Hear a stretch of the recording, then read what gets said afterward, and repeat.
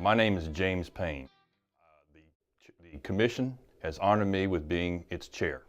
In private practice for over 30 years, like you, I have defended the indigent accused every single day of my career, and it is a privilege.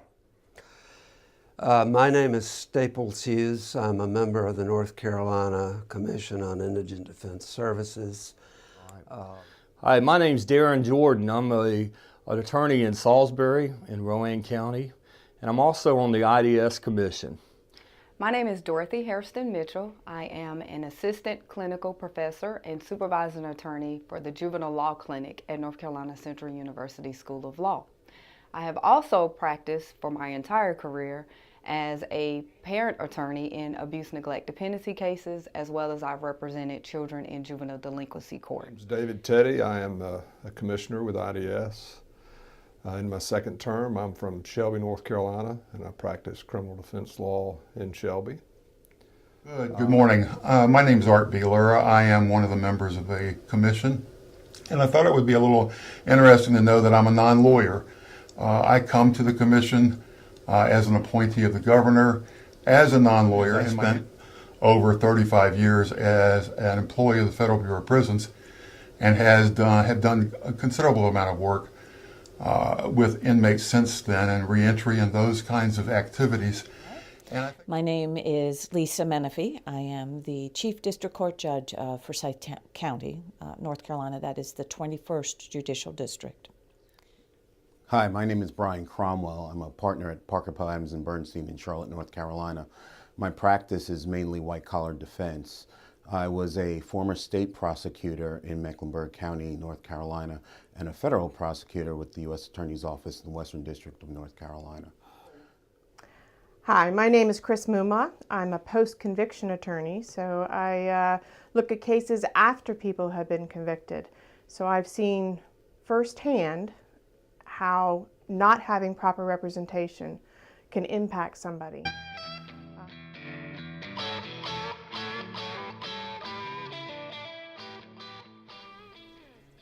The first job I had out of law school was in a North Carolina Public Defender office.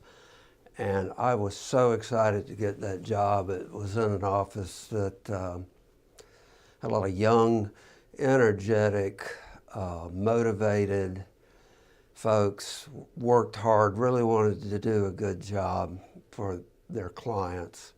Most of my career as an appellate lawyer, but as a trial lawyer, I represented folks in all of those kinds of courts, involuntary commitments, abuse, neglect, dependency proceedings, criminal court from capital murder to, misdemeanors. Some of my clients did not get good representation because I simply had too much to do. That's an ugly fact. I'm really proud to be a member of the commission.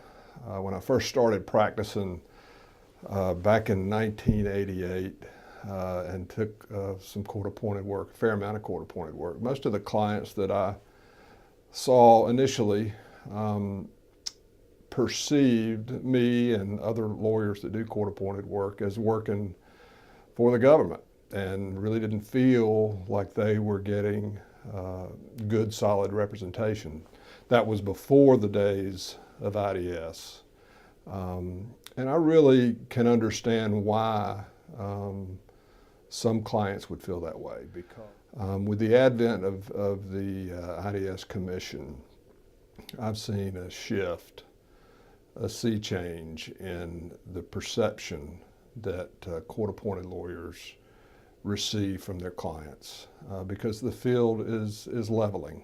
I don't know that we're there yet, but the resources that are available to lawyers that represent poor people are better than they've ever been, and that's gratifying, because a jail cell where a lot of our clients reside before they go to trial can be an awfully lonely place.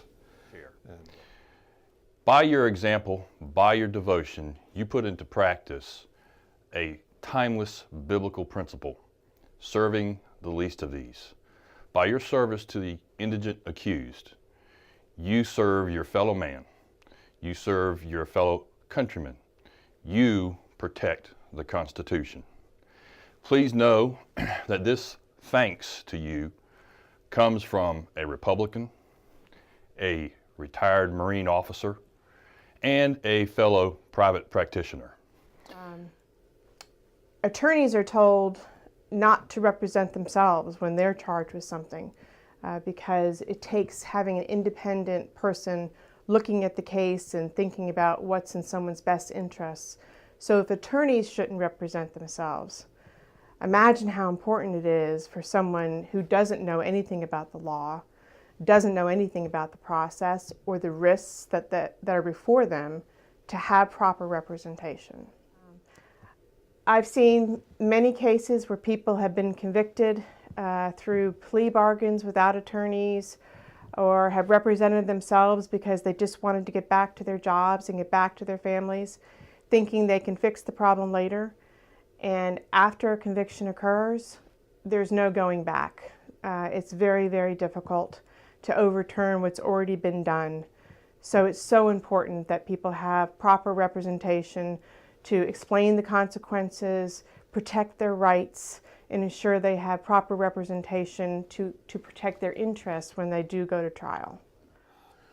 I joined the IDS Commission mainly because I watched indigent defendants come into court not having an idea of what they were facing with the strength of the government, the strength of both the state government and the federal government, and they got very strong representation from people who are in the trenches on a daily basis, and those are the public defenders and the federal defenders. I'm here to talk about the public defenders today. Some of the most talented lawyers I know, the most passionate lawyers I know, are public defenders. They don't get a lot of press.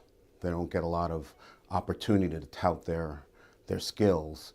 But when you need someone in the most damaging and devastating part of your life, they are the ones who are going to be on that wall to protect you against sometimes very aggressive prosecutors.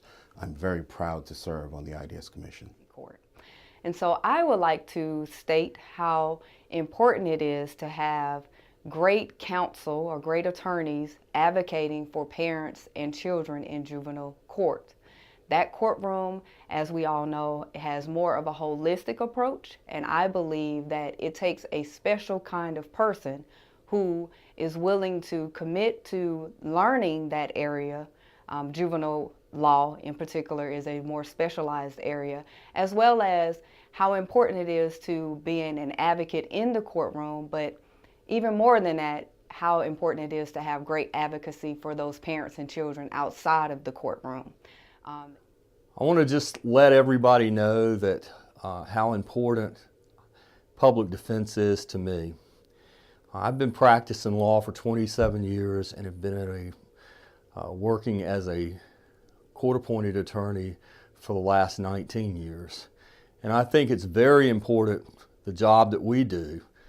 And I have to think back to a recent client that I had. After that trial, looking around the courtroom and seeing that no one really was his friend, the bailiff, the prosecutor, the clerks looked at him with a little bit of angst.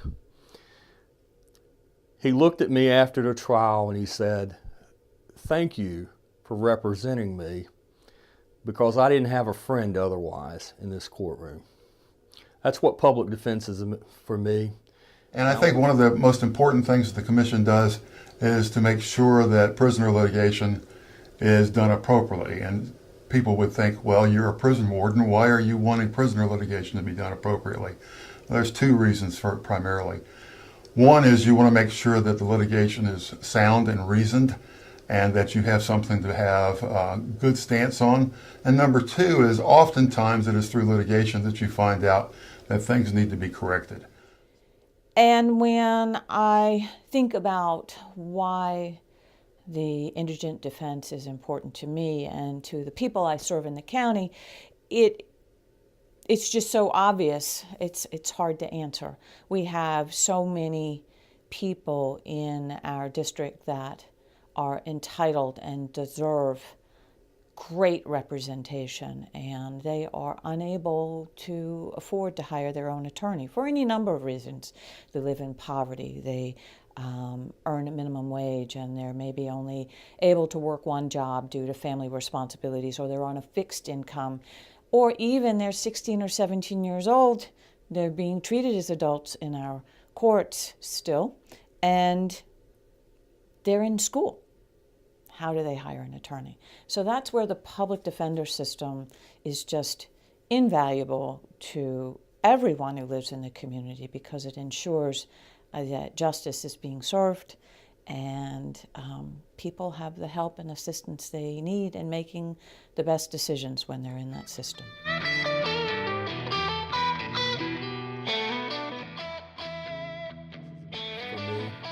And I want to thank each and every one of you for all of the hard work you do and the dedication you have to what we do. Thank you. So I want to thank you, those of you who serve our public as public defenders. You have a very challenging job, and I'm very proud of the work you do. Thank you. We thank the people who do this work. It's so important for all of us. Conviction of the innocent person is not just a failure of the justice system, it's a failure of society overall. It is a type of area in which burnout is quite high.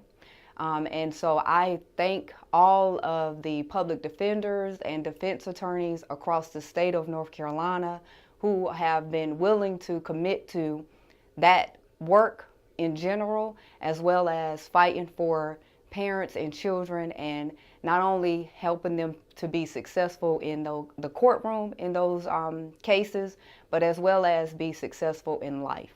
So thank you. Fighting for the rule of law, fighting for the Constitution, for your fellow citizens is no small task. It is interesting that we cut this video to you on Bill of Rights Day because you are defending the Bill of Rights. Thank you for your service. Thank you for your devotion to duty.